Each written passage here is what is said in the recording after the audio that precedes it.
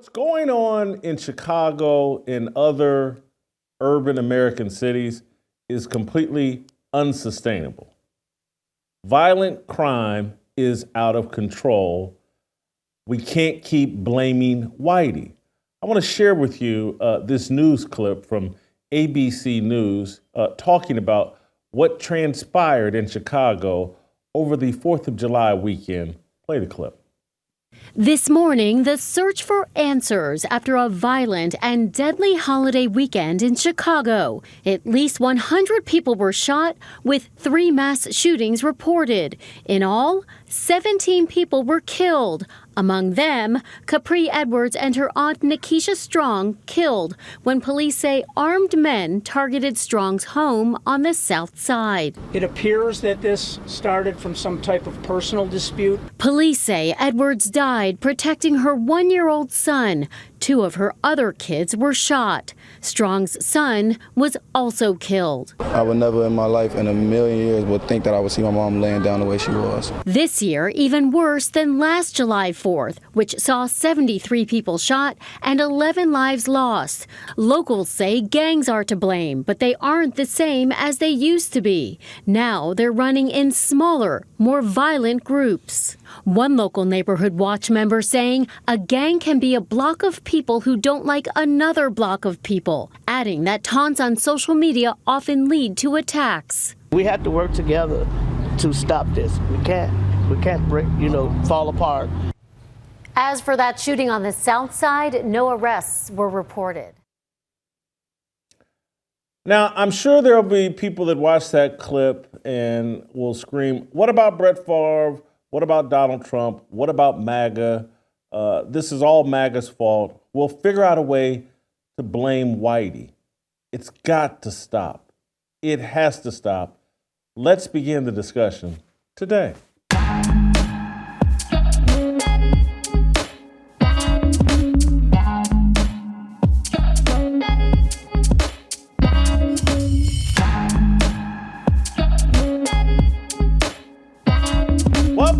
Welcome to Fearless with Jason Whitlock. I'm Jason Whitlock, your host. Happy Tuesday. Thank you for joining me. We have a very good show, excellent show, awesome show planned for you today. Delano Squires is going to join me. We're going to discuss blaming whitey and whether blaming whitey is a good strategy to combat the dysfunction, the destruction of the black family structure that is creating all of this chaos in major cities across the country and in black communities across this country. Again, Delano Squires will join me. We'll unpack this piece by piece, starting in Chicago. We'll bring in a conversation about Dr. Umar and some comments he made about illegal immigration, and then compare it and contrast it to what others are saying about illegal immigration and just this whole, hey, it's whitey's fault. And if we just keep blaming whitey, things will get better. Before I do any of that, I want to make sure you guys are subscribed to Blaze TV so you can get the extra Fearless content. Go to blazetv.com/fearless. Use the promo code Fearless, and you can save $20 on your yearly subscription. Today, we'll be adding a piece of extra Fearless content. Shamika Michelle and I will talk about, have you seen this crazy NEA, National Education Association, the head of the biggest teachers union in America? I think her name's Becky, black woman, yelling and screaming and shouting. Shamika and I will have a conversation about that. You can only get that conversation if you're a Blaze TV subscriber. It's for subscribers only. It's for people that really want to support what we're doing here at Fearless. Again, go to blazetv.com/fearless. Subscribe to Blaze TV. Become one of our great supporters. Before I get into today's show, I got to thank the people responsible for this content we're about to give you, and that's our good friends at Good Ranchers. Use my promo code at Good Ranchers, Fearless, and you will receive, with your subscription, you can claim $100 off, plus free Wagyu burgers for a year while supporting veterans all this month.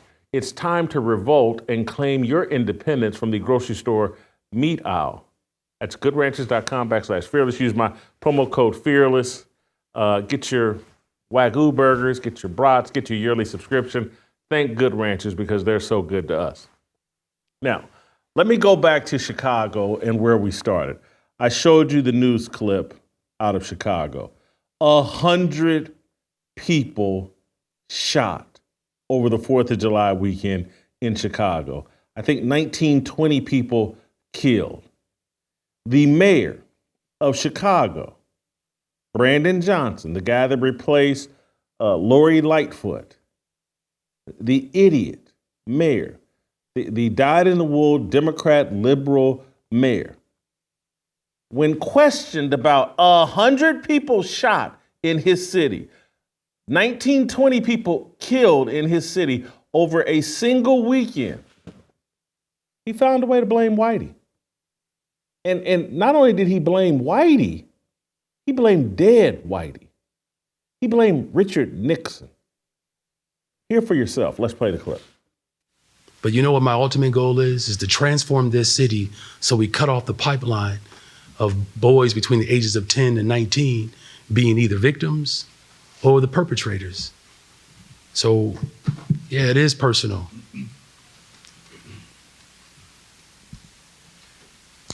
Black death has been unfortunately accepted in this country for a very long time. We had a chance 60 years ago to get at the root causes, and people mocked President Johnson. And we ended up with Richard Nixon. I'm gonna work hard every day to transform this city. That's what it takes to build a better, stronger, safer Chicago. I need everybody to step up and help us do that. So this man stood at a press conference and said, you know what? These 100 people shot, these 20 dead bodies laid across my city.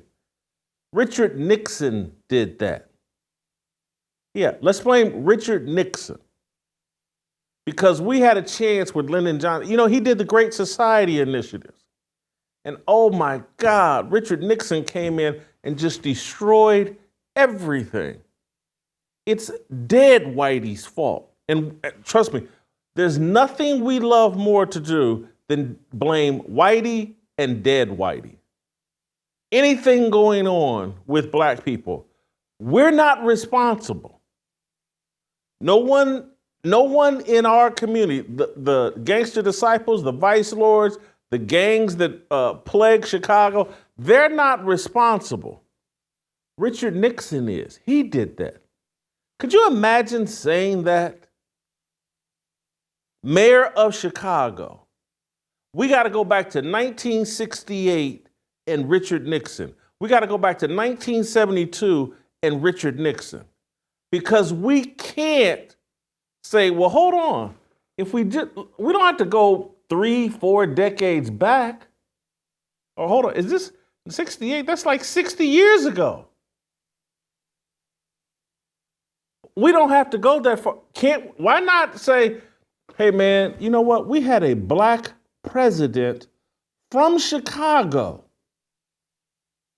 He did nothing about it. His name was Barack Obama. He's from Chicago. He was president for 8 years. I believe, based on my math, Richard Nixon was president for 6 years, maybe 5. I can't remember what year he got run out of the presidency, but he didn't get 2 full terms. Barack Obama got 8 years. He got 2 full terms. He's from Chicago. He's African American. He's married to a homegirl from around the way, Michelle Obama. He's married to a black queen from Chicago. They didn't fix Chicago. But let's blame whitey. This is insanity. He's talking about, oh, black death has been accepted in America. Well, who accepts it more than us? We set it to music. We got rap songs that celebrate the killing of black people. Dr. Dre is a billionaire and is an icon. The man rap, never hesitate to put a on his back. Dej Loaf, remember her? She was a big deal. She rapped, I hate I'm a Nazi. I mean, I could go on and on, all the drill music out of Chicago and New York. And it's Richard Nixon? That's who we need to talk about today? It's his fault? We can't get at the real root cause, and it's not what LBJ was supporting? LBJ and the Great Society destroyed the family. Brandon Johnson's pretending like he doesn't know the destruction of family is the root cause for the rampant, pervasive, out of control violence plaguing Chicago and other major cities.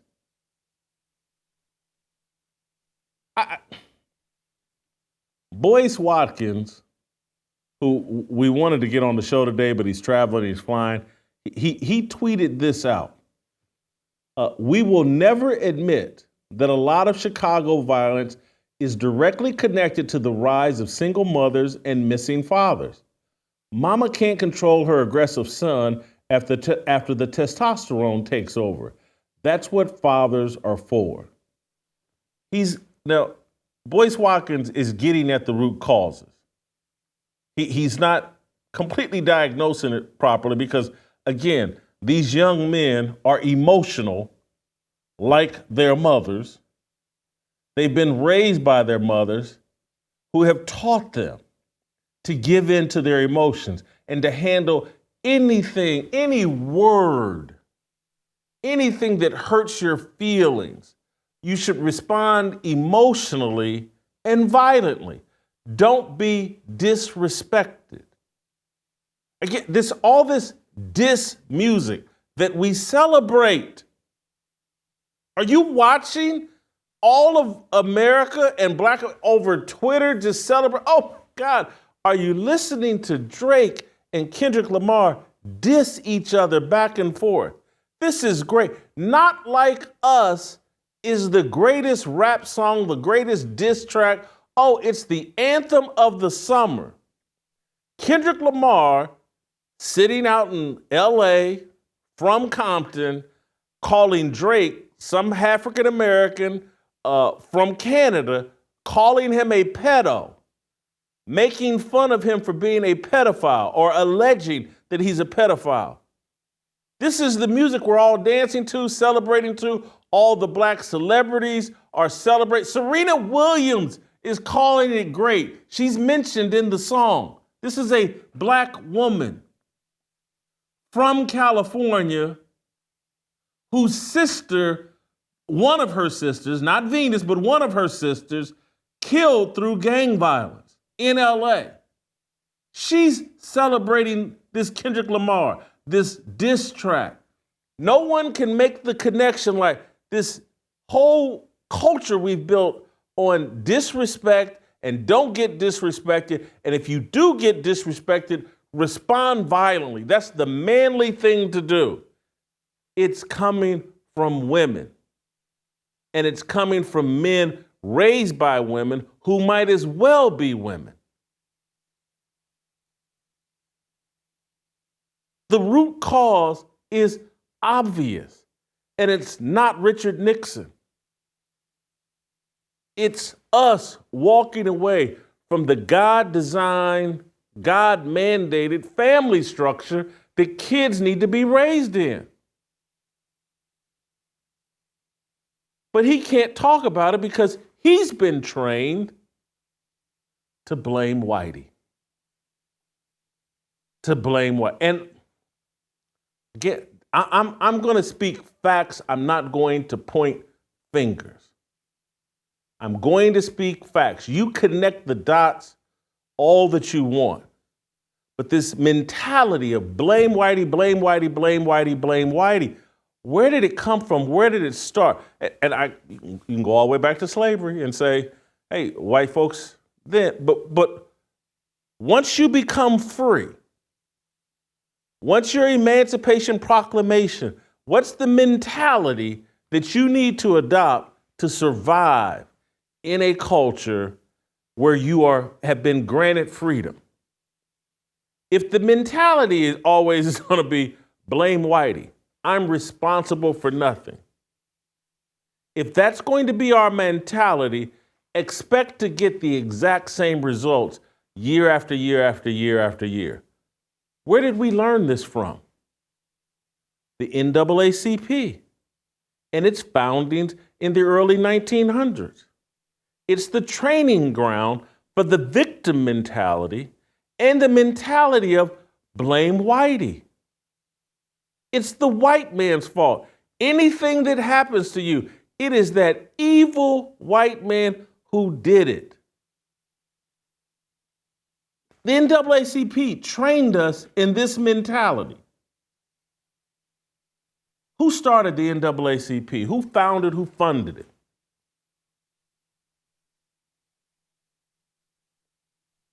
Who trained us in the mentality of blame whitey for everything? These are just the facts. W.E.B. Du Bois was slapped out there as the face of the NAACP, but he didn't fund it, he didn't found it. And I'm not blaming them.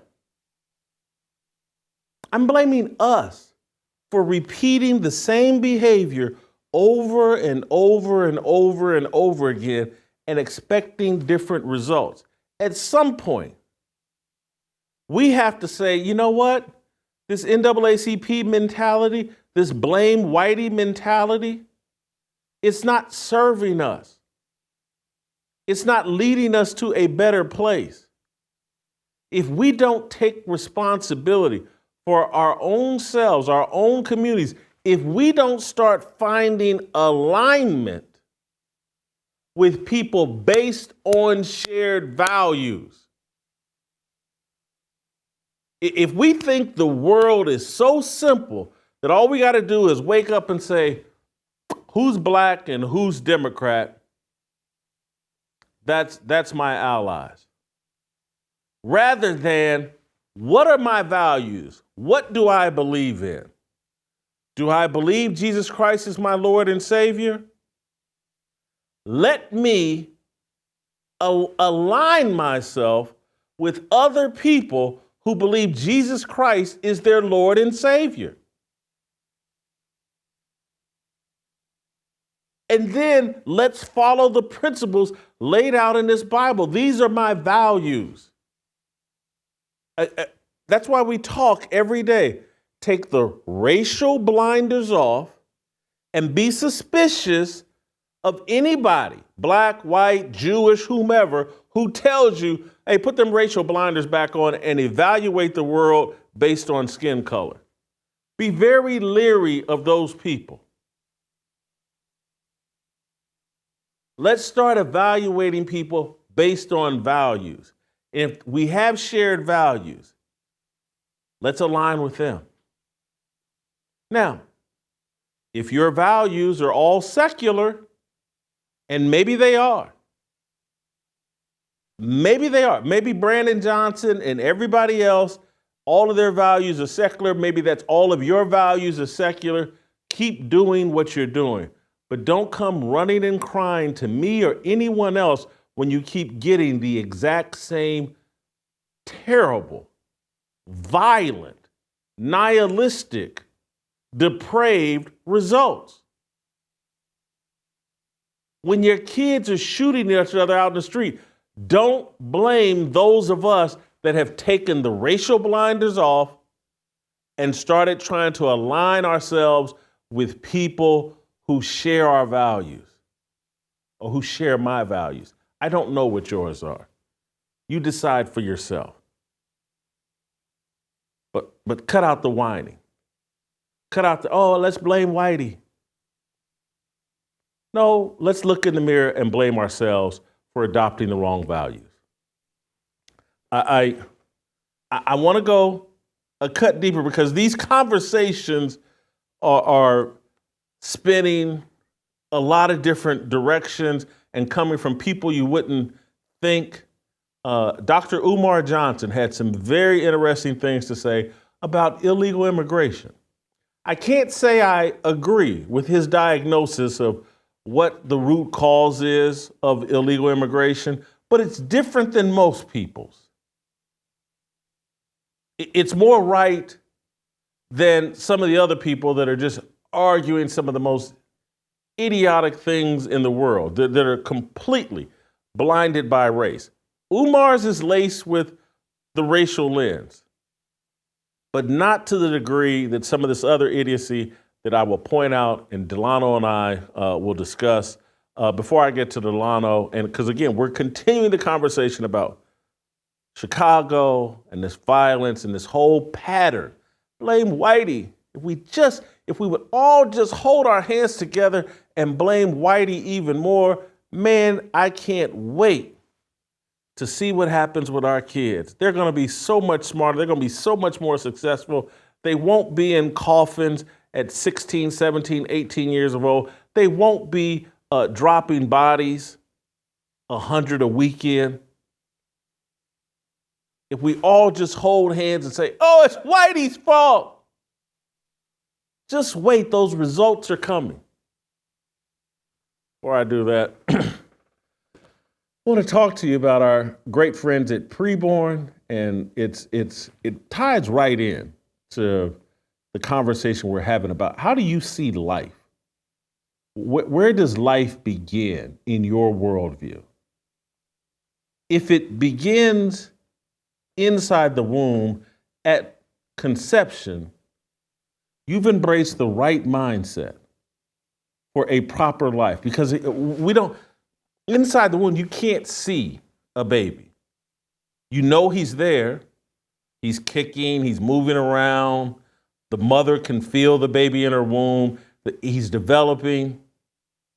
And once you have that mindset, then when a baby comes out of the womb, because you've been preparing that baby inside the womb, he's prepared when he starts experiencing life outside of the womb. The insanity, and I'm talking about PREBORN here, guys, but the insanity of thinking that, hey, if I talk to my baby while he's inside the womb, his vocabulary, his English, his ability to speak and learn will be accelerated when he's outside the womb. So if the behavior you exhibit towards a child inside the womb impacts his behavior outside the womb, how can you argue that life doesn't begin until after the baby comes out of the womb? Because it wouldn't matter what you did to a baby inside the womb if it had no impact outside the womb. PREBORN supports this mentality. PREBORN provides ultrasounds to expectant mothers who are considering an abortion. Once that mother hears the heartbeat, sees the image of that baby, and then is educated on, like, hey, look, if you read to the baby, talk to the baby, keep the mother in a calm place. Oh, that baby, when they come out of the womb, they're going to be far ahead of kids who were mistreated while inside the womb, malnourished, weren't talked to. The mother was in an anxiety-riddled, hyper mentality the entire time. But if you take care of that baby inside the womb, it'll come out better than a baby that was mistreated inside the womb. Mothers realize that, then they choose life. Then PREBORN comes in and really steps in and steps up and provides the mother with what she needs to get through that pregnancy. The first 2 years of that baby's life outside of the womb, PREBORN supplies those things: diapers, food, carriages, the clothing, all of that. Helps that woman through the first 2 years of the life outside the womb. Basically, for 3 years, PREBORN provides the mother help. Saves babies' lives. That's what we're about here at Fearless. It's part of our mentality.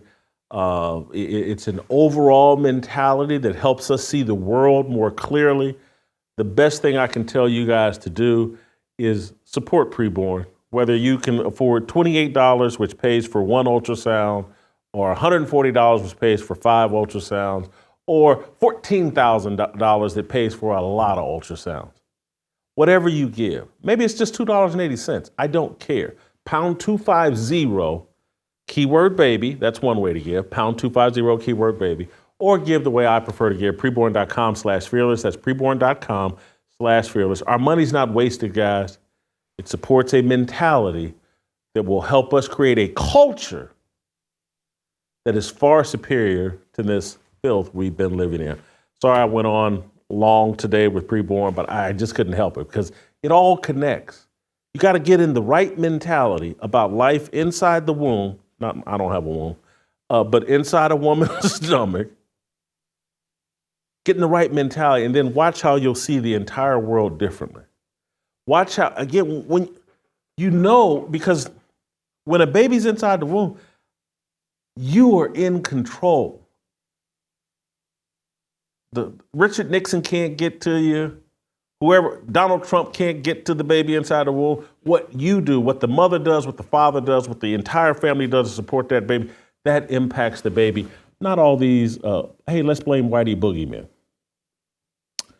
Pound 250, say the keyword baby, preborn.com/fearless, 2 ways to give. Stick around, Delano Squires next. It's my obligation, no hate, discrimination, raising up your hands for freedom. Madam BP, I know you've been traveling across the country. What are you hearing? Yeah, girl, I'm out here in these streets. She belongs to the streets. The BET Award seems like a psyop at this point. It's just Democratic brainwashing. Can you provide a definition for the word woman? Can I provide a definition? Mm-hmm. No. Yeah. I can't. Yeah, first of all, we're calling it the EBT Awards because that's how ghetto it is. You know, it seems like most people that watch it collect food stamps. No, no, no, I have no money. Kamala is not out in these streets because if she was really out in these streets, there's no way she would have picked up the whitest white man that she did out in these streets. It just don't add up.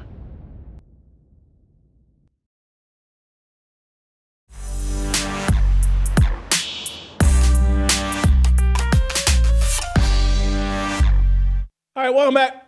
Delano, I want to start by getting your thoughts on Chicago and 100 people shot over the 4th of July weekend. Brandon Johnson, the mayor of Chicago, figured out a way to connect this to Richard Nixon. Have you seen this clip? I can play it for you again if you haven't. I've seen it. And he figures out a way to blame Richard Nixon. I'm sitting there, well, hold on, man. Wasn't Barack Obama from Chicago? And he was president for 8 years. But anyway, it's Nixon's fault. I get it. And so Boyce Watkins had a pretty good tweet about, like, hey, man, we got to start admitting this is connected to the family.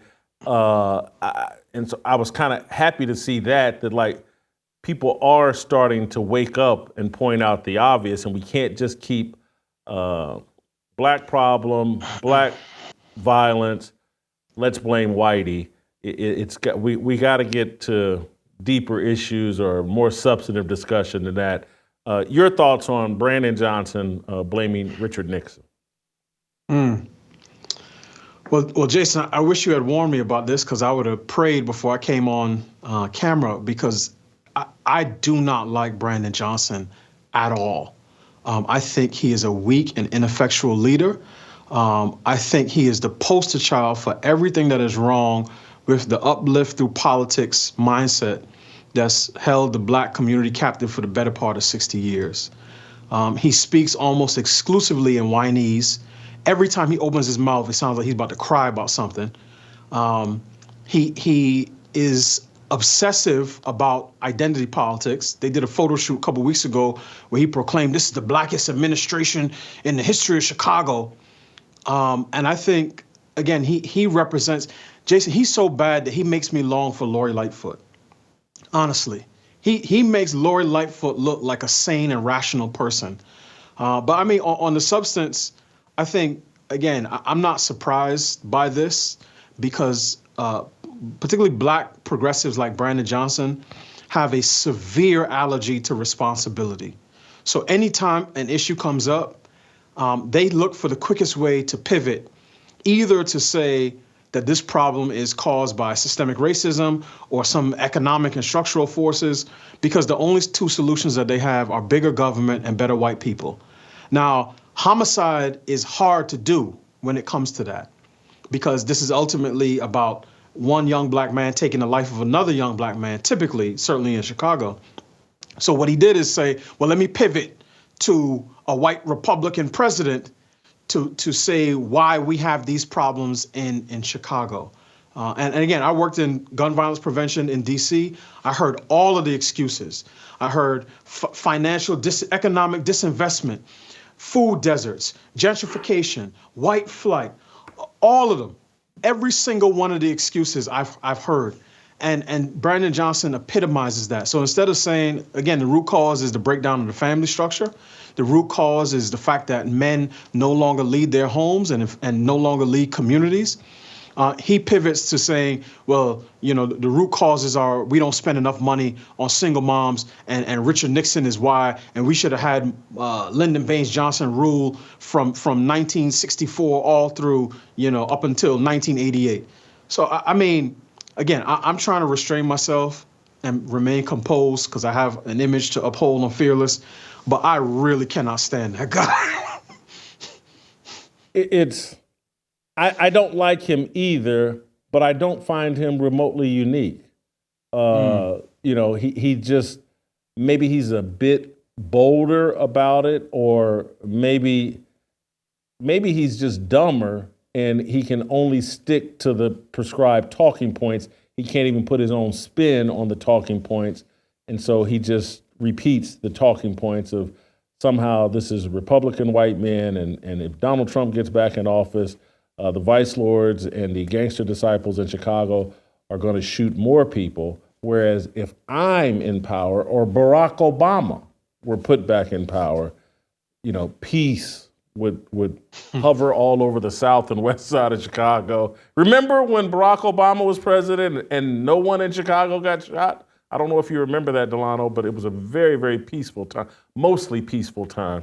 But Delano, I brought you on to talk about Umar Johnson. Can I respond to that real quick? Go ahead. Please. Yeah, please. Yeah. So I think one of the other things that Brandon Johnson represents is sort of, you know, the transition in black leadership. And I know a lot of people give W.E.B. Du Bois a lot of flack for the Talented 10th. But you know, going back and reading some of the things that he said, he was clear that the purpose of the Talented 10th, having the educated elite, is to sort of lead and guide the race forward, upward, not just forward, but upward. And I'm paraphrasing, basically get rid of the more negative elements within our race and within other races. These are his words. I'm paraphrasing, but this is what he was saying. The problem with the Talented 10th is not the 10th part. The problem with the Talented 10th today, as it currently is constituted, is that there's no talent, right? Brandon Johnson is a puppet, right? So he can't look at any particular issue and say, okay, what is natural law? How do I apply sort of theological reasonings? He can't do any of that. All he does is go back to the script. And I think it's worth noting that the last victim, black victim, who was killed at the hands of a black perpetrator that I can remember getting national attention, was a young man named Darion Albert. This is probably prior to 2014. This is probably 2010. He was struck over the head with some rail ties because he was walking to and from school across a neighborhood that, you know, he wasn't from, and he was attacked. And that got national attention. Other than that, if you're a black kid and you get shot and killed in Chicago, I don't care if it's among 15 people, 10 people, 100 people shot in a weekend, media doesn't care, because black lives are not valuable to the left, including the black left, unless they're taken by white people. And what we saw a couple of years ago when Juicy Smouye, that whole saga went down, and all of the national media swarmed to Chicago, and they had every elected official on record, including at that time President Trump. BLM, Jason, really stands for Boule Lives Matter, because the black elite look out for themselves primarily. And anytime, again, a parallel, We look at this past weekend in Chicago. Brandon Johnson was hosting NASCAR, and he had on his jumpsuit, and he walked, strutting around. You roll back the clock a couple years ago. It was around, I think it was around Father's Day weekend, when Lori Lightfoot sent out a tweet telling Bubba Wallace, "Stand strong, Bubba. We need to find the people who committed this act of racism against you," when 100+ people were shot over Father's Day weekend in Chicago. So the black elite, what they do, they run a reverse Robin Hood game. They draw on the pain and the sort of experiences of the black poor, and they draw those things upward to extract benefits for themselves and the black middle class. And that's why when I say BLM, BLM really does to the black elite mean Boule Lives Matter. And I just wanted to say that because, again, I had some extra in there that I need to get out. So. Well, you've taken me down a path. We're in no rush. You've taken me down a path. I'm going to have to make a point about the talented 10th and get your response to, because, again, we got plenty of time. But before I do that, I want to take care of a tiny bit of business. But you don't want to miss my point here on the talented 10th. Stick with me here, guys. I want to talk to you about NUGENIX, the supplement I've been taking for the past couple of years. Obviously, we've talked about it here on this show. Getting old really kind of stinks. Everybody knows that. Certainly does for me. Symptoms start coming in, lower testosterone levels. Next thing you know, you're not who you used to be. NUGENIX Total T is made with a powerful testosterone booster. NUGENIX Total T ignites the fire inside to get you feeling better and feeling good and back to your old normal self. It'll give you that spark that many older guys and just guys that are running low on testosterone, and testosterone has never been lower for American men or just men around the globe than right now. You need to get on this NUGENIX stuff. It's made with Tesnor, a testosterone boosting extract that increases vitality, adds stamina, and wipes out everyday fatigue. Get back to your old self. NUGENIX Total T with testosterone booster with Tesnor. Get your complimentary sample now by texting FEARLESS to 231-231.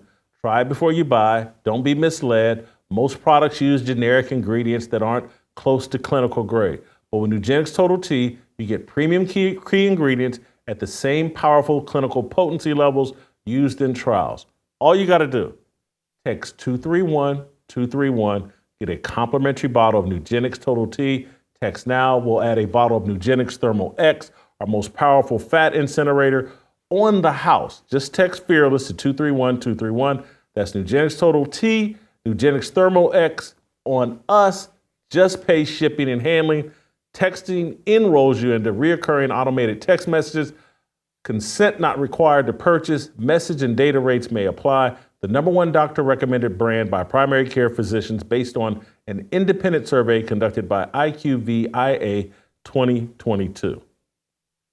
Delano, my point about the talented 10th and why I've always been critical of them, once I reached some level of adulthood, early 20s, at some point I realized, because I heard about the talented 10th when I was a kid, reading W.E. Du Bois.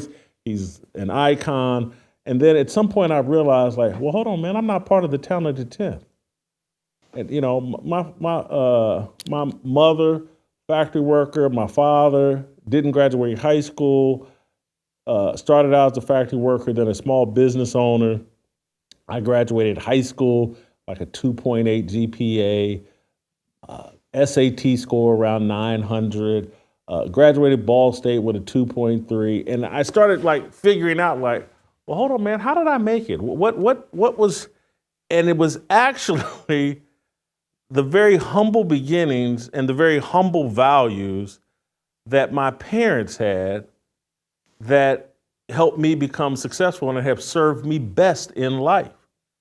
And so what I don't like about what I never liked, or once I again got in my early 20s, the whole myth of the talented 10th creates the mindset, there's this group of elites that went to Ivy League schools and they belonged to Jack and Jill's when they were kids, and their parents were a part of this Greek organization and that Greek organization, they're going to do something for you, Jason Whitlock. And like, no, they're not. My factory working mother and my very Booker T. Washington father, they did everything. Toss in my grandmother, who I think quit school in 7th grade, and that was my foundation. And so that's where the whole myth and this mindset, that's where we are with this icon or idolatry deal where we have all these heroes and, oh my God, LeBron James, he's worth $1 billion. And if we just support him, he's going to help us. And whoever this celebrity is on TV, they're going to help us. And it's just not true. The message that I take from a Booker T. Washington is, no, that committed mom and dad, regardless of their public school education, if they provide a safe home, give you some biblical wisdom, give you their wisdom just from life, that's going to serve you better than any of these cultural elites or talented 10th that E.B. Du Bois is talking about. So the irony, Jason, I think, is that at this point, you describe yourself, right? So up from humble roots, educated, right? GPA right in the meaty part of the curve. We'll acknowledge that. But with outsized influence on society. So you really, and preaching a message of Christian conviction, biblical values, hard work, self-determination. You are exactly the type of person that W.E.B. Du Bois was talking about. And I think the difference is by the time it got to you, and certainly what we're talking about today, the entire sort of concept of the talented 10th has been completely destroyed, right? Booker T. Washington was a leader. As much as I love Booker T. Washington. Booker T. Washington was a leader. He partnered. He advocated for black folks when he met with the president. He advocated for black folks when he partnered with Julius Rosenwald, the CEO of Sears Roebuck, to create the Rosenwald schools, over 5,000 schools across the South, that black folks contributed to. So they put up their own money to match what Rosenwald was doing. So Booker T. Washington was a leader. So in terms of the value of both public morality and private ethics, Booker T. Washington and W.E.B. Du Bois were basically singing from the same song sheet. It's just that Washington had an emphasis on industrial education, on agriculture, the trades, for men, wheelwrights and brick masonry and carpentry, for women, dressmaking and laundering and so on and so forth. And Du Bois had a more of an emphasis on higher education, liberal arts education, learning Latin and Greek and Hebrew and trigonometry and so on and so forth. But both of them saw the necessity of black leaders both to address issues that were outside of the community as well as addressing the issues that were inside of the community. And again, I think the pivot point was not in the early 1900s. The pivot point was, to me, in the late 1960s, early 1970s, where the black leadership class took on a more revolutionary posture. And then from there, you get generations of black folk who go to college to learn how to deconstruct and dismantle, not how to build and to grow. And I'm reading Du Bois right now for the book I'm writing. Nothing in him is saying, go to college so you can explain to your grandma why a kid being raised by 6 women in some commune is better than having a mom and dad in the house. That's not it at all. And in fact, one of the criticisms of the black elites, and Bill Cosby got this, you remember during his pound cake speech, he got this from Michael Eric Dyson and so on, and his cohorts. One of the criticisms of the black elites is that they spend too much time trying to address and police the behavior of the black lower class.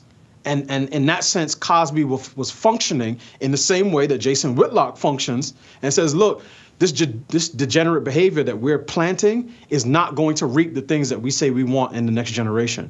And both of you all were doing what the talented 10th in Du Bois's mind in the early 1900s, I think, was supposed to do. But now educated black folk use their education to cause mischief in our community. And in order to get that sort of wisdom, that old school wisdom, whether it's from the factory floor or from the field or from the carpenter workshop, you have to go to a black barbershop.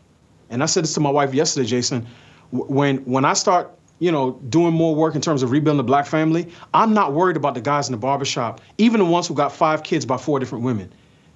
I'm worried about the black kids that I went to school with, I went to college with, who have a wife, 2.5 children, and 2 Shih Tzus, who all dress in matching pajamas on Christmas morning, who live right but talk left. Those are the people that I know I'm going to get pushback from. And those are the people who I think have corrupted that entire concept of an educated, quote unquote, elite who can sort of lead the race forward and upward, because that elite are the people who are leading the race backward and downward. So I really love the fact that you're reading up on W.E.B. Du Bois, and I'm willing to be educated and a bit more sympathetic towards him. But when I think of W.E.B. Du Bois, I think integration. When I think of Booker T. Washington, I think cast your bucket down right where you are. And that's where I think we went wrong. And I say that as someone, again, there's no one listening to this show who could think that I have some problem with white people. And that, I'm not, you just can't make that argument. But I can point to, when our focus went to integration rather than, hey, make the best of where you are, that's where we went off course. Because I look at my father's life, and he cast his bucket down where he was happy and where he was surrounded by people that he felt loved him, and he carved out his bit of happiness and took care of himself for 70 some odd years. I'd say 7. And, I had to step in, but again, that's what a son is supposed to do. Right. Or you're supposed to take care of your parents when things go off course. But my father, again, so I look at that and I just go, Du Bois, and I look at the legacy of the NAACP and what the agenda was, that when I look at Mary White Ovington, Moorfield Story, Henry Moskowitz, they put a couple of black faces, Ida B. Wells and W.E.B. Du Bois, and hey, national advancement of colored people, and convinced us that, integration is the way, and there's this special group of y'all that are going to lead us into all this integration, and every other ethnic group, from Koreans to Chinese to Italians to Irish, they built themselves up and then integrated from a position of strength if they chose to. We didn't do that, and it's been a horrible, horrible mistake that I'm less sympathetic towards W.E.B. Du Bois. But I want to move on and talk about, because I don't want to talk about Dr. Umar, who had some, I thought, interesting things to say that somewhat surprised me. But this is Dr. Umar talking about illegal immigration and what the target is and who's getting harmed by it. Let's play the clip. The immigrants are here for 3 main reasons. Number 1, to replace us at the polls, even though they're not citizens in many jurisdictions due to election fraud. If you have a work permit, you can damn sure get a voting permit. You follow me? So one of the reasons Joe Biden brought them in here is to aid them at the polls. So they're here to replace us at the polls. They're here to replace us in the labor market. They're going to take all of the low industry jobs, your Walmart, your McDonald's, your grass cutters, your floor sweepers. They're going to take all that, so it won't be none left for blacks. They started taking them already. Yeah. Yeah. And the third reason, and I hate to say it because I don't want to see this, but this is America. I believe that at some point in the future, I don't know how soon, I don't know how distant, America is going to instigate a racial clash between brown people and black people. If you look at Chicago, the brothers and sisters are already talking about it in Chicago. They say the way where they putting these migrants at in our community, you know, they were telling me how some of the Latino gangs are recruiting them, arming them. They're hurting black people. They beat up one black girl really bad, messed the whole eye up. Nobody went to prison. They said, if you look at the writing on the wall, they are arming themselves to one day rise up against us. So there's the overall gist of what he's saying that they're going to replace us at the polls. And when he says replace us, he's talking black people. I'm talking about Americans. They're going to replace Americans at the polls, and hopefully, again, they won't have allegiance to traditional American values the same way as people born here and whose ancestors were here and who have an investment here. Hey, my grandfather fought in this war. Hey, my grandparents participated in this struggle for freedom. I have blah, blah. They'll be disconnected from all of that. Hey, I just walked over across the border. Now I'm an American citizen. And so when he says us, I hear all of us. But again, he's a racial idolater. He's talking about black people.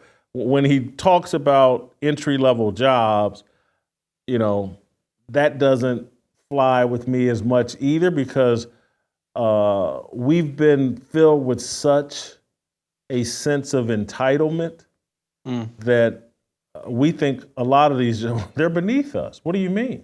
We're owed something here in America. Let the illegal immigrants cut our grass. Let them do all that. Let them work at McDonald's.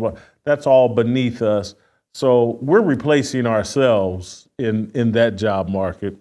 And then the third thing about the racial clash between black and brown people, not being totally transparent there, because he surely has to know that the black and brown tension starts in the prison and then spreads out from there. And that's so entrenched in prison culture, and people are slow to understand just how much of our culture is controlled by prison culture. People don't get it, but I've been talking about it for a number of years. There's a reason why even Trump letting the guy that started Death Row Records, why can I not think of his name? Let him out of prison, pardon him right before. Not Suge Knight. He funded Suge Knight. He funded Death Row Records in partnership with Suge Knight. Harry O. Name's Harry O. One of the biggest, most influential gang members, drug dealers, was doing life in prison. Trump let him out because, again, this whole prison thing is just very, very valuable. And I'm sorry, I want to play you the perspective from a black minister, and then you chime in here, Delano. And this was a clip I saw on Woke Preachers, and this is a minister, a pastor, talking about his take on illegal immigration. Play the clip. Don't stop. Black babies, brown babies, Asian babies, people moving. Come on, migrants, immigrants. Come on, listen, wait, come on. These are immigrants. They're coming from around the world. Now, they were fine with immigrants coming from Europe because they're white. But these immigrants coming from Latin America, we all keep coming. I'm telling y'all to keep coming because we keep having these black and brown babies and keep moving from Asia and from Africa and all from the diaspora, and they're all colored people. And look at what's happening to America.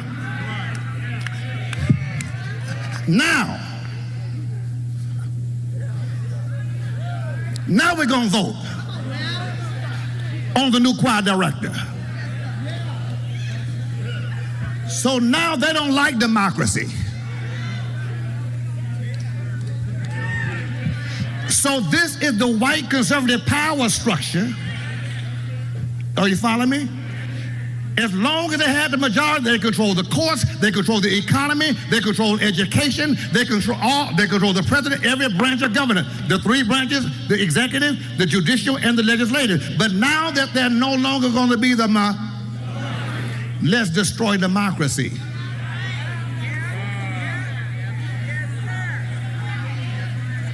So they hired Donald Trump. Because to destroy democracy, you need a man who will operate in an autocracy, who doesn't care a darn thing about a constitution.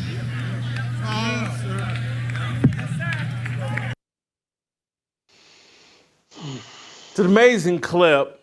I'm gonna let you fire first because I've talked too long here. But Umar, the minister, your thoughts. Take your time. Go ahead. Well, as you know, that's the same minister who had the clip last week about, bringing back, getting Kamala in the White House and bring back, DEI and CRT. So I'm not surprised by his low-level takes. I will say this: there are fewer indications of a low political IQ than people who speak in these broad terms about, black and brown and like this fake coalition that people come up with. Even the term Asian. Right, the diversity within sort of the Asian community. You have South Asians from India. You have people from Southeast Asia. You got Chinese, Korean, Vietnamese. All these people come from different countries with different cultures, with different norms. When they get to the States, oftentimes they may have different interests depending on what region they are. So this notion that there's this great big sort of colored mosaic that is fighting the white power structure, I think goes exactly to Umar's point, which is the black and brown coalition is a myth. It's not real. You just look at people and assume that their values based on their skin color. One thing I will say to you, Jason, and I'll push back on you a little bit, with respect to immigrants coming to the country and not sort of holding to traditional American values. In fact, one of the things that you see is sometimes it's the immigrants who are the only ones holding up traditional values. In certain enclaves, I know in the suburbs of D.C., Montgomery County, the state wanted to mandate LGBTQIA 2S plus silent P education in the classroom. And when you saw the protesters who wanted to allow parents to opt out, it was largely, immigrants from Africa, a few from the Middle East, going against, mainly white women, but there's some other quote unquote people of color sort of mixed in there.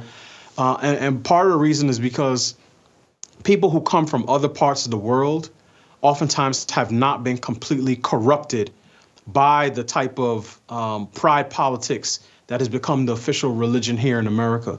And assimilation in 2024 is almost exclusively assimilation to the left. So sometimes, again, the immigrants are sort of the final bulwark against that. The problem is within one generation, their kids fall down because parents all across the world have gone soft. And there's only a handful of parents from a handful of cultures who are able to hold that line for more than one generation. But, I think Umar has something Let me throw in one. Yeah. Let me throw one thing in, then talk about Umar. I think there's a difference between illegal immigrants and people who immigrated through the legal process, take a citizenship test, do all of that. The people that come through the legal process have a true affinity, respect for America. That's why they go through the proper process. I am a bit more skeptical of the people that are just crossing over our border and being bussed and flown all over the country. But I hear your pushback, and as someone whose parents probably legally immigrated, am I correct? I understand why you would. I would understand why you push back. But let me make one other point about the men. No, you go ahead and make your point about Umar. Go ahead and make your point about Umar. I'll say this, right? Because again, to my knowledge, my parents came in the 80s. There was a different immigration system back then anyway. But even the people who come here legally, right, they're being drawn by something. And it puts to bed the left's lie that this is a rapacious, racist nation against black and brown folks, because if it were, they would tell the people coming from South America, hey, don't come here because our country really hates you people. But that's not the case. And really what informs my opinions on immigration. It's a little less my personal background and more so my understanding of human nature. And one of the things, particularly as a father who's adopted a child, I understand this in a completely different way now, right? When my wife and I told our kids, our three kids, hey, we're going to adopt a child, you're going to have a new sister, they were all excited. Oh, yeah, we can't wait. This is going to be so much fun. Is it a process to integrate a child into the home and find a new equilibrium? Yes, it is. But they love her, and we're one big happy family. If we told our kids we're going to adopt a child every week for the next 6 years, and they're going to share your room, and they're going to eat your food. Now, me and mom are going to still be in the master bedroom, and we're going to have the AC pumping, and we're going to have shrimp and lobster and filet mignon. But you guys are going to have to fight over whatever scraps are left. Would my kids have resentment towards those children? Of course they would. Of course they would. But really, their resentment is pointing in the wrong direction. Their resentment should be pointed at us as their parents, because we're the ones who are responsible for the stewardship and maintenance of our household. And in the same way, I have more resentment towards our elected officials who allow these things to happen than I do the desperate people who do what desperate people always do, which is to find some way to improve their lives. Now, the people who cross and commit crimes and do all those things, I mean, they should be put on a boat and put it out into the Atlantic and let nature have its course. But I understand why people do that. I'm wary of making it seem as if the people who come are the enemy as opposed to the people that we elect who say that they are supposed to represent our interests. And I think it's important to sort of, maintain that distinction. And I think going to Umar, he understands the game that's being played in some respects. Let me take the third point first. Jason, I don't even get into sort of race war stuff when it comes to the black community, because I'll put it this way, until the Hatfields stop killing one another, I'm not even trying to have a conversation about the McCoys, because the Hatfield family reunion is far more dangerous than when the Hatfields and McCoys meet each other in the middle of the street. And in the same respect, we can't stop killing one another, either our young men after they've been born or our own children. So yes, do I think there's some tension in some of these communities? Yes. Do I think some of it is gang related? Yes. Do I think some of it is related to prison beefs? Absolutely. But if every other ethnicity pull their hands back and say, we're not going to touch African Americans for the next 50 years, homicide would still be the leading cause of death for young black men between the ages of 15 and 24. So I'm less compelled by that particular issue that he raised. Do I think that Democrats particularly see Hispanics as a replacement block for a dwindling African American population? Of course I do, which is why they push so hard on the voter ID stuff. It's not hard for a black person to get an ID. I don't really know anybody personally, even my 80-plus-year-old grandmother, mother-in-law, who doesn't have an ID. So I do think there's something to be said for that. And I do think there's something to be said for competition in the lower sort of rungs of the economic ladder. And I think that's been an issue for a long time. And it's not just in the lower part in terms of Walmart and McDonald's and sort of those agriculture, working at chicken plants. I do think there's competition there. But Jason, as a sports writer, you've heard this for years, particularly in baseball, from American, particularly black American players, right? The teams they go to the Dominican, they recruit, they scout, they bring guys over who can't speak English, who are vulnerable, who don't have family here, and they offer them less money and they want to impose certain conditions that the American-born black players would not stand for. So I have no doubt that that's part of it too, which is why there's a part of the conservative right who really doesn't have a problem with illegal immigration, because it helps them, particularly the pro-business side, who can hire cheap labor and don't have to, abide by sort of all the rules of industry that they would if they were hiring, Americans. So here's what I'm going to do. If you want to hear the rest of this conversation with me and Delano, and I think I got another 10, 15 minutes I want to do here with Delano, because I got some things I want to say, you're going to have to get extra fearless, because you're going to have to get a Blaze TV subscription. because I got about 15 more minutes I want to unpack with Delano. It's going to be terrific. But I'm going to offer it to subscribers because we're going to end the conversation with Delano here. When I come back, I'll be talking about Justice for TT. And this is a new thing I've started, Delano, Justice for TT.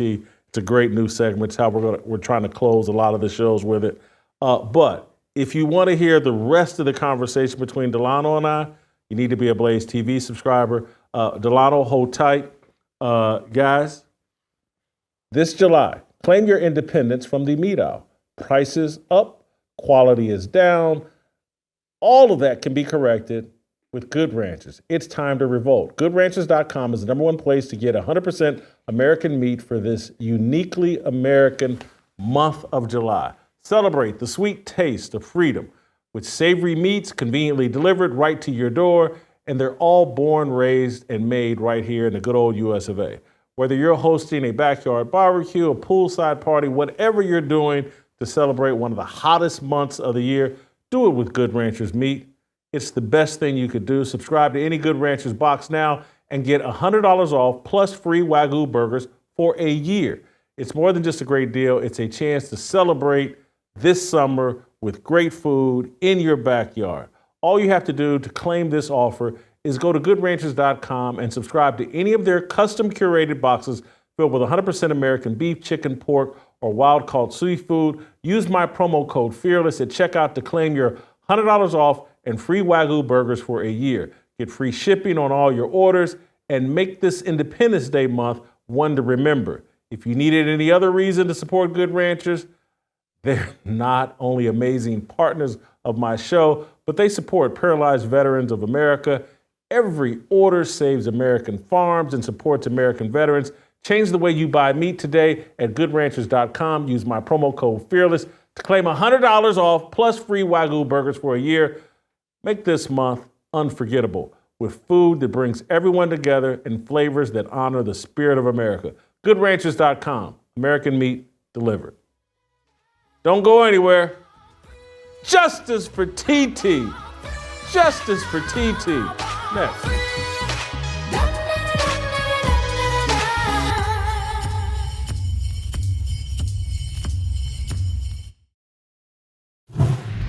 I want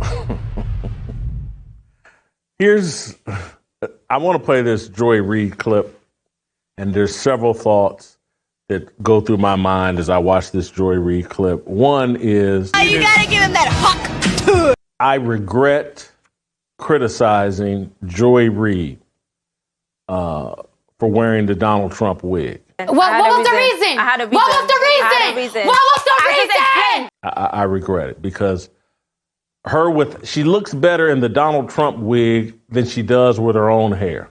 UGLY, you ain't got no alibi, you ugly. You ugly. She looks crazy.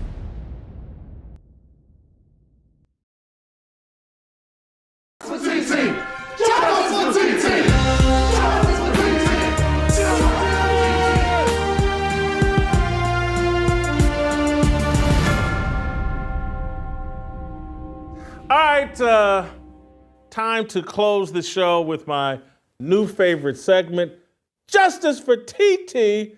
We're going to give it to you. You got to watch the movie The Jones Plantation. If you haven't, trust me, it's a great recommendation. You'll get this whole shtick and gimmick, but I'm going to mock every day that I can whatever racial hoax is going on or whatever George Floyd thing I sniff out. And a surprise visitor for this edition of Justice for TT, John Rich happens to be in studio with me. So guys, give John Rich a round of applause for joining us for Justice for TT. John, this will be a treat. I want to show you this young woman who's in desperate need of justice.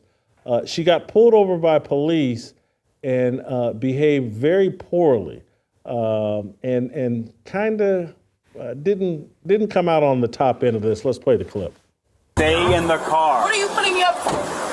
It shows you're suspended. I'm not That's why. suspended. I just sent out a check. I'm not. Okay, let me see your driver's license. Let me see your driver's license. It's nothing to see, bro. It's nothing to see. Let me see your I'm driver's gonna call my license. case manager because I just sent out that. Your driver's license and proof of insurance. Literally have a whole. Do you have your fucking driver's license and proof Yes, of I do. insurance? But you just pulled May me I over. see What was it? your reason for pulling me over? You feel the signal go around the truck and No, it I shows you're didn't. No, I suspended. didn't. You just lied. Watch out. No, What are you I'm not watching doing? What are you doing? I'm closing my conducting door. a traffic stop. Okay, but you didn't know, bro. Watch out. Let me close my door. No, you're not closing. Let me close my door. You're doing. Do you have your driver's license? Yes What do or you no? need my driver's license for? I'm conducting a traffic stop. That's why. I need to Well, shut the identify door. who you are. What's your name then? Since you don't have your driver's license. Who told you I didn't have my driver's license? You just You haven't produced it. I don't have to produce you with anything. Yes, at the you moment. do. No, I don't. I'm pulling over to get gas. Out of my face. This is a traffic stop. I don't care what it You're required is. by I don't state law care. to I don't identify care. yourself to me. Understand that? I don't care. I don't. If you don't To be quite identify frank, I yourself, don't. I'm going to arrest you. You're not arresting anything. What the f? Like, Sure about that. What did you just do? What did you just do? Is this car not in my name? Is it? I have no idea who you are. Okay, well, I'm trying to get in contact with who I need to get in contact with because I have just sent out some papers, so, yeah. Put the phone away. What are you telling me to put the phone away Put for? And the I'm telling you phone I'm away. calling my case I don't manager. care who you're calling. No, because I this need is to an identify you. Put the phone away. Do you have ID or not? Yes, I do. I need to see your ID. Okay, well, if you don't can you show shut me my your door? ID, I will arrest you. Well, can you shut my door? No. I'm about to keep calling until I get a hold of somebody because they just sent the check out for me. There's nothing for me to tell you. I can give you a piece of paper to tell you that they sent the check out, but there's nothing else that I can get you. Okay, well, I need to see your ID. Is that what you're getting, your ID? No. Huh?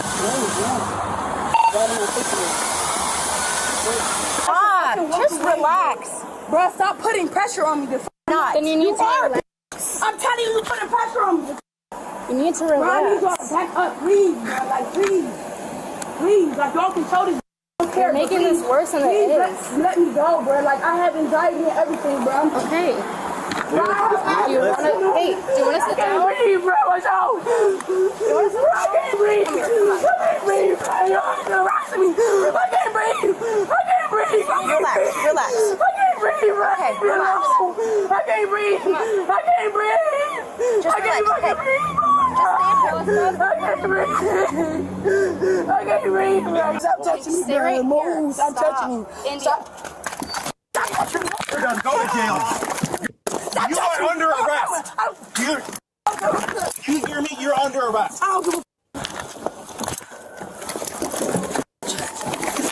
Mama, get the f off me.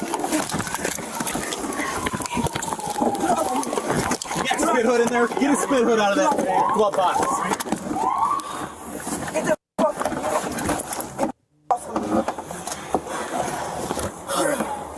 Give me that hobble. Move up. I can't breathe, bro. Your face. Let go. I can't breathe. Nancy, stop spitting on people.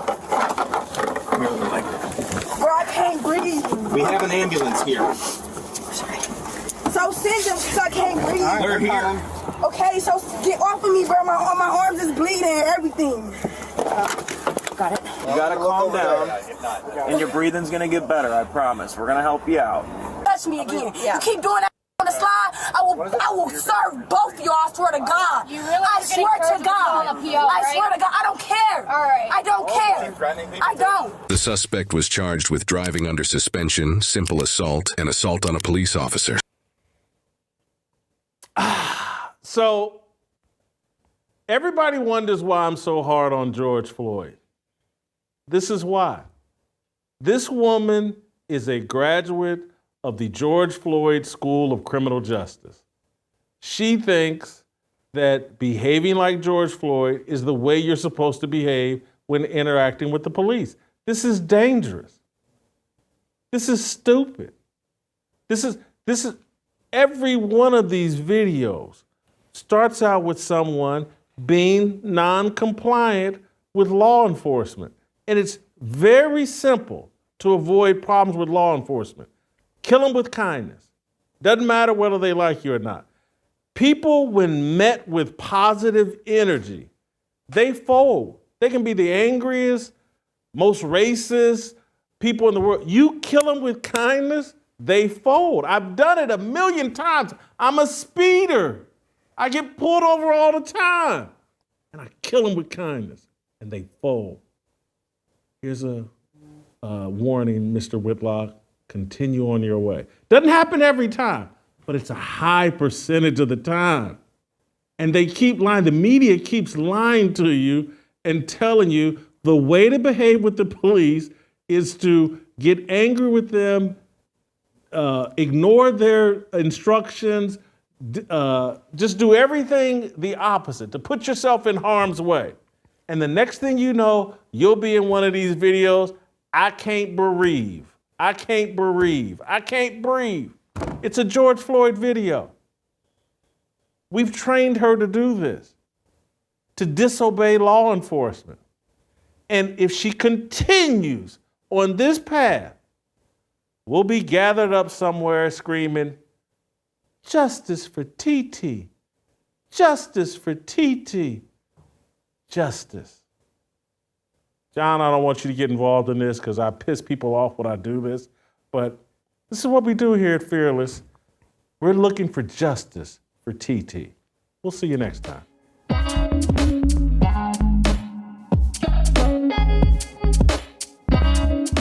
Waiting for the countdown, coming off the breakdown, standing in line for freedom. Looking for a breakout, feeling like a standoff, nothing in life like freedom. Came in like a fighter, striking like a ladder, making all these moves for freedom. I want freedom. No negotiation, my sister, no relation. We all just wanna have freedom. Sitting on a corner, never been alone. I'm breaking my back for freedom. Blessed, we are living, get back. We are receiving, all deceiving. We all wanna be free.